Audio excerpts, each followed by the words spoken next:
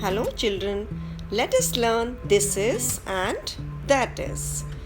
This is and that is used in a sentence to show singular noun at near and far distance from the speaker. This is. It is used to show a singular noun at near distance from the speaker. For example, this is a bag, this is my hat, this is her dress, and this is your pencil. You can see all the objects are at near distance from the speaker.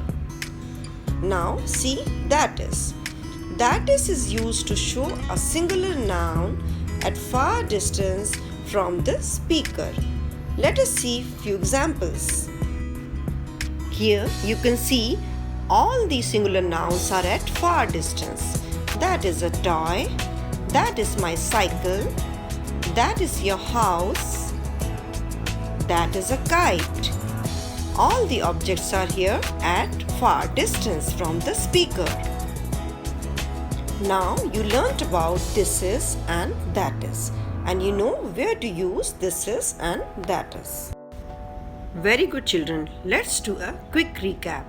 This is used for singular noun at a near distance, and that is used for singular noun at a far distance. Let's read few sentences. This is my bottle. That is your cap. This is a bird, and that is my car. Awesome children. So now let's do an interesting exercise. Fill up with this and that. Children, there are sentences given and you can see all the nouns. These singular nouns are at near and far distance from the speaker. The first sentence is dash is a star. Second is dash is my book.